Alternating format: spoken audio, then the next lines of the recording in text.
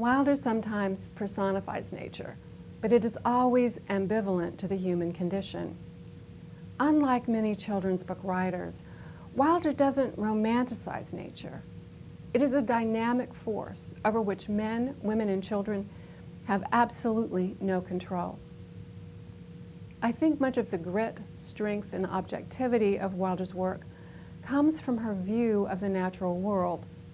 Characters like Laura and Pa admire its beauty, wildness, and spirit, but they also respect its strength and essential ambivalence. In this scene, Laura learns its ambivalence firsthand, and it's a lesson she doesn't forget. On the other hand, On the Banks of Plum Creek exposes Laura to the larger world beyond the farm in such chapters as school, town party, going to church, and going to town. Laura also meets her nemesis in this novel, the unforgettable Nellie Oleson. The contrast between Laura and Mary, the wholesome country girls, and Nellie and Willie Oleson, the spoiled shopkeeper's children, certainly reinforces Wilder's agrarian themes in this novel. We'll talk more about Nellie in the next lecture, but another strength of Wilder's storytelling for young readers is that Laura unapologetically dislikes Nellie, and she doesn't regret her dislike or feel guilty about it. At the door, Laura looked back, and Nellie made a face at her. Nellie's tongue was streaked red and green from the candy. "My goodness," Mary said, "I couldn't be as mean as that Nellie Oleson." Laura thought, I could. I could be meaner to her than she is to us, if Ma and Pa would let me. Again, this reflects Wilder's solid position as a writer in the realistic tradition. She doesn't give way to sentimentality and didacticism, as many lesser children's book writers do.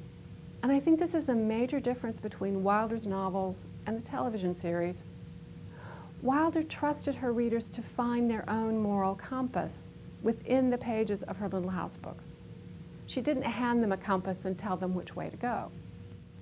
In other words, Wilder didn't preach. And as we've already seen in a previous lecture, most of the great children's book writers don't preach either. I want to touch on one other significant theme in On the Banks of Plum Creek, and that has to do with the role of financial security or insecurity and how it plays out in this book. Wilder plants subtle cues and plot points throughout the book that relate to the Ingalls' poverty and their quest for financial security. This actually begins with the dugout itself and that quote from Ma, "Oh, Charles, a dugout. We've never had to live in a dugout yet." The Ingalls have sunk so low financially that they have to live underground. Furthermore, Pa has to sell Pet and Patty. Now horses are a luxury, oxen a necessity. This too reinforces the family's financial hardships. Pa has to hire out at the Nelsons to earn extra money. He can't work his own land full time. Think too about Laura and Mary's first day of school. The girls are barefooted and their dresses are too short. The boys in the schoolyard call them snipes, snipes, long-legged snipes. Laura wanted to sink down and hide her legs. Her dress was too short. It was much shorter than the town girls' dresses. So was Mary's. Before they came to Plum Creek, Ma had said they were outgrowing those dresses. Their bare legs did look long and spindly, like Snipe's legs. The family couldn't afford new dresses for the girls.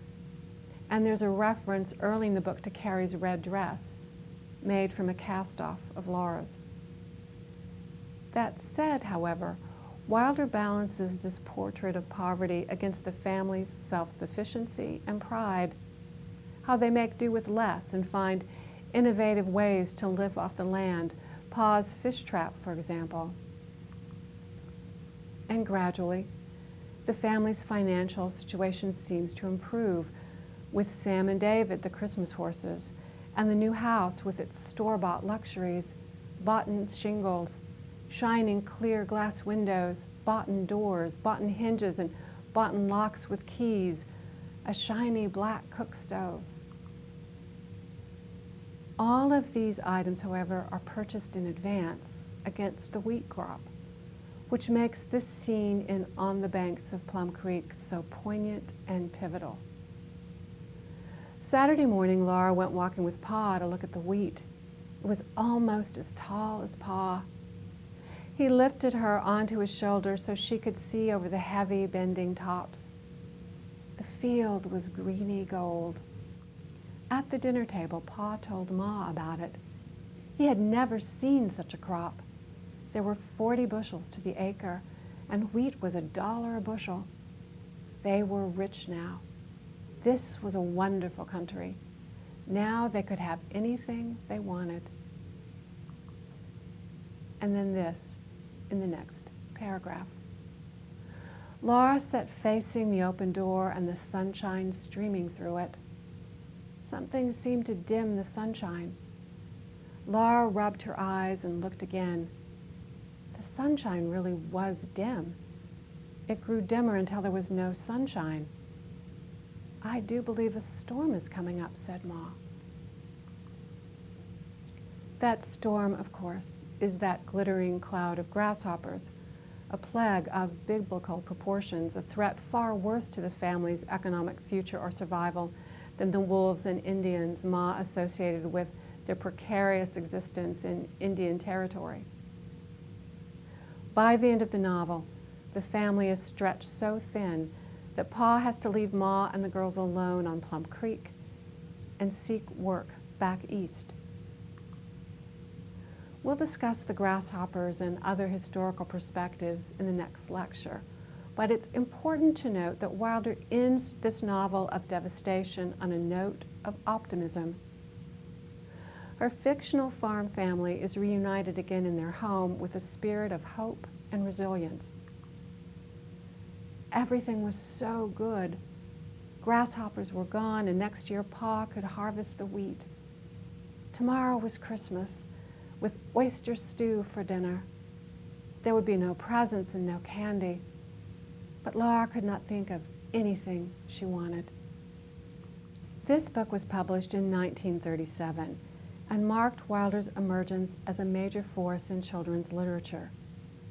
The following year, in 1938, it won Wilder her first Newbery Honor Book status, the equivalent in children's book publishing of being nominated for an Oscar. Wilder's editor at Harper & Brothers showed this book to dozens of authors as the model for a perfect juvenile novel.